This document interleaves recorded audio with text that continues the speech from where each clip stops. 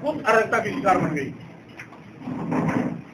योगी सरकार में आधे दर्जन से ज्यादा मंत्री अब तक अपनी पीड़ा सार्वजनिक कर चुके हैं, यह कह करके कि विभागीय अधिकारी हमारी बात नहीं सुनते।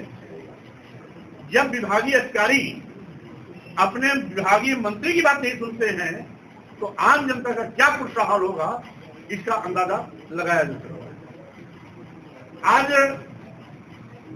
दुर्भाग्य है इस उत्तर प्रदेश का, जहां हर 400-500 मीटर पर शराब की दुकानें तो खोली जा रही हैं, लेकिन जिन स्कूलों में गरीब के बच्चे पढ़ते हैं सरकार उनको बंद करने पर आमादा।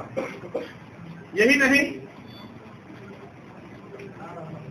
अपनी जनता पार्टी के प्रखर विरोध के बाद योगी सरकार बैकफुट पे आई, स्कूल बंद करने का फैसला वापस लिया। लेकिन ताजुब है कि माननीय मुख्यमंत्री की घोषणा के बावजूद भी तमाम ऐसे स्कूल हैं जिसमें ताले लगे थे, अभी तक नहीं हुए। इसके साथ ही साथ आज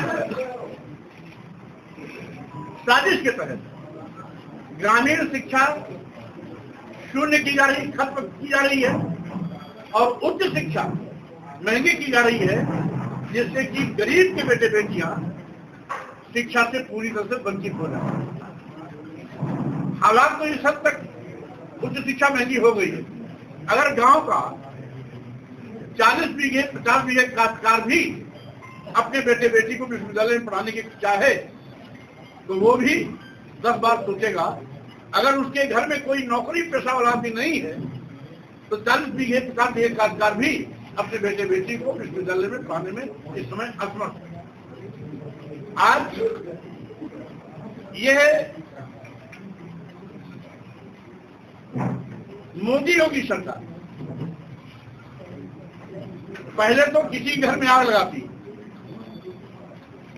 और जब घर पूरी तरह जल करके खत्म होने होता है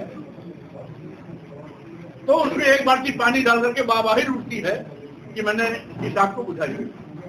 यानी पहले जीएसटी से छोटे मध्यम व्यापारियों की कमर तोड़ दी, आम लोगों की कमर तोड़ दी, छोटी छोटी दैनिक उपयोग की वस्तुओं पर बड़े पैमाने पर जीएसटी लगाई और जब चुनावी मुहाने पर भाजपा पहुंची है तो थोड़ा सा कम करके अब खुशी मनाने की नाटक कर रही है। ठीक उसी तरीके से जैसे घर में आग लगाने के बाद एक बाल्टी पानी डाल करके आग बुझाने की वाहवाही लूटने की जाती है, ठीक उसी तरीके से आज जीएसटी के नाम पर भी बीजेपी इसी तरीके से जश्न मना रही है। कमर तोड़ करके लोगों को आज मोहताज बना दिया। छोटे व्यापारी तो बिल्कुल सड़क पे आ गए, मध्यम श्रेणी के व्यापारी भी ठगी में छूट रहे हैं। व्यापारियों में अगली कतार के व्यापारी यानी देश के बड़े सलीका अदानी अंबानी जैसे सारे व्यापारी आज इस सरकार में परेशान है, निराश है, हताश है। और यही नहीं,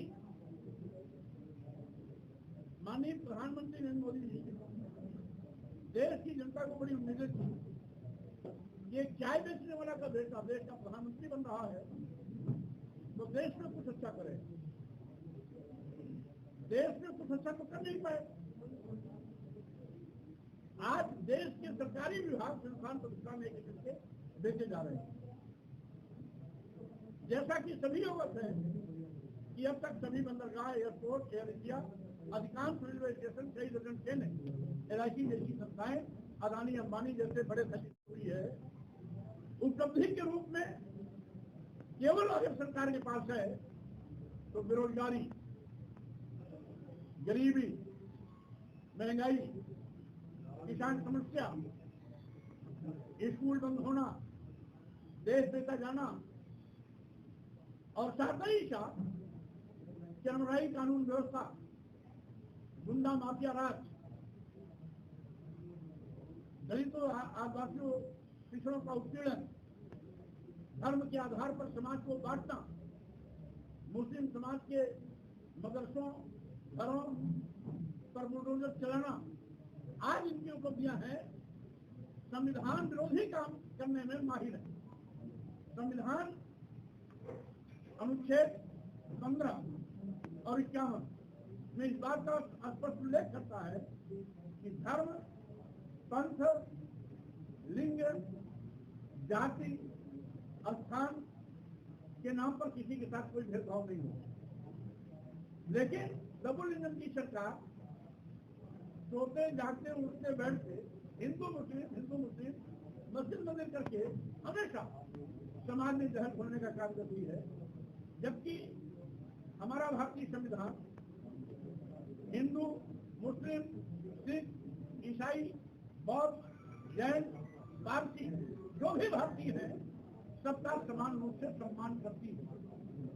उसके बावजूद ये जानते हुए भी